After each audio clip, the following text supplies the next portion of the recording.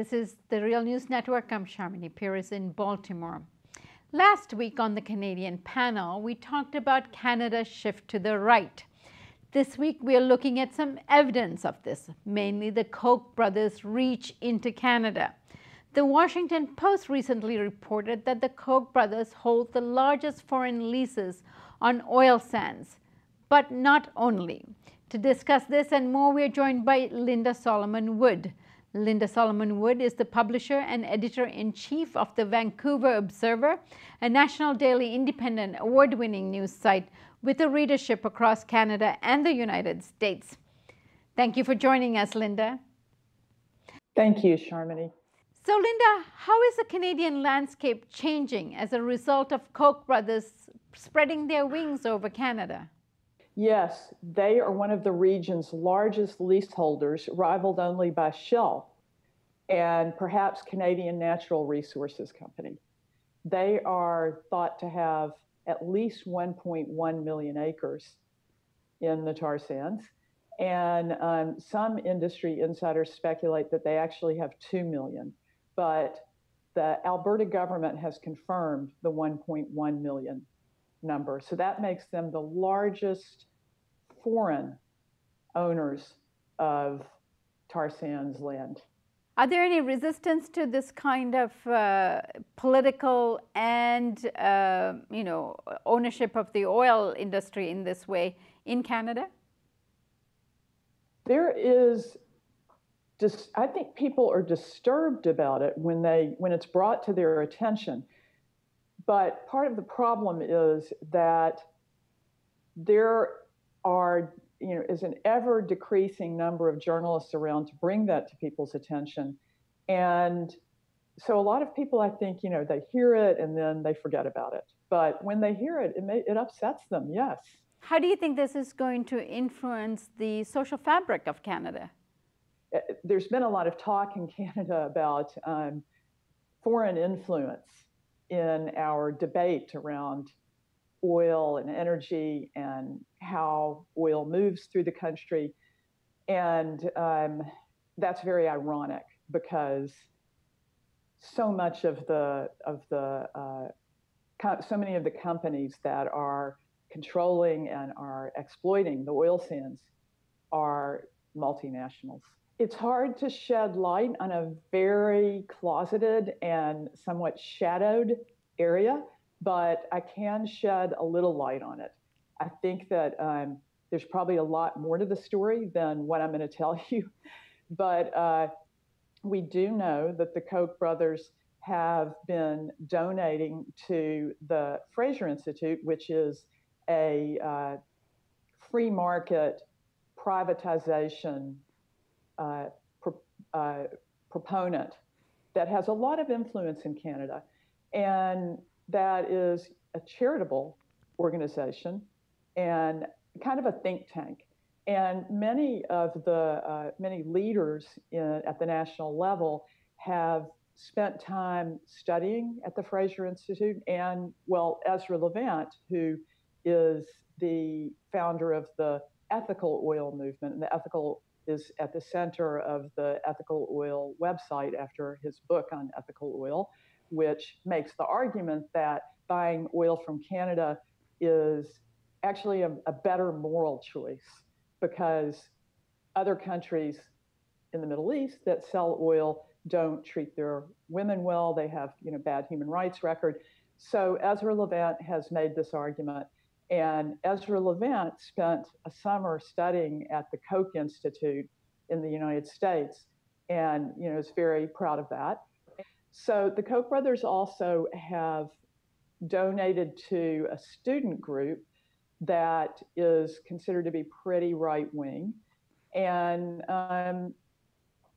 so we were able to find that they had put $500,000 into the Fraser Institute. We uncovered that in 2012, and we found that from just looking at U.S. tax records. And that was over a 3 to 4 year period that they had put that money in. But we were pretty sure that we were only able to find some of where the money has gone into Canada. And if we were able to find that, we're pretty sure there was more. there's some reporters now looking at I believe it's called, well, there's a conservative, right-leaning institute in Montreal that is thought to perhaps be getting Koch money as well. Linda, is this all legal for a foreign corporation to influence the Canadian? These are really nonprofit organizations. Are they allowed to do that? Is this legal? I cannot speak really to the legality of it, but I can tell you that there is a double standard going on in Canada for sure, and that it is not legal for a charity in Canada to be doing political advocacy. If you can do it with about 10% of your resources, if you're a charity, you're allowed to do a little political advocacy. But if you go beyond that, it's not okay. It's not legal. And so the federal government has used this to go after 7 major progressive environmental charities in Canada, from the David Suzuki Foundation to the Pembina Institute. And these charities are now the subject of very long and very detailed audits. In fact, the federal government even budgeted an extra $8 million in 2012, I believe it was, to do these auditing, just to audit the environmental charities. So again, I'm not a lawyer and can't speak to the legality of it, but there is a really extreme double standard going on. Right. Is this different from what the Canadian government normally budgets for this kind of activity in Canada? Well, this was just, specifically put into the federal budget for going into looking at these charities. So yes, it is different. And there's never really been, this kind of, well, some people call it an attack on charities. And many in the charitable sector are worried about this because, if they're going after these charities, what does it really mean? They could go after other charities who are doing like AIDS work or work for women, or right now it's environmental work. But what happens, what does it really mean for the federal government to use its power to target people that are disagree with their policies? That's disturbing. So I gather that the Fraser Institute is not one of the ones being audited. Despite calls that they should be audited, it is not being audited. Absolutely not. So this seems to be a particular target of more left-leaning organizations that are doing charitable work. Yes, it has been targeted at organizations that were working to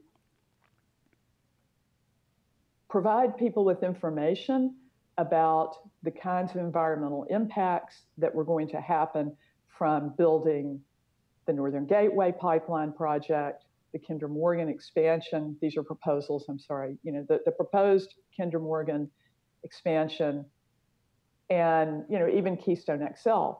These groups were providing information. Their mandate is to protect the environment, and that was what they were doing. And that got in the way of the government's plans. Very good. Thank you so much for joining us, Linda.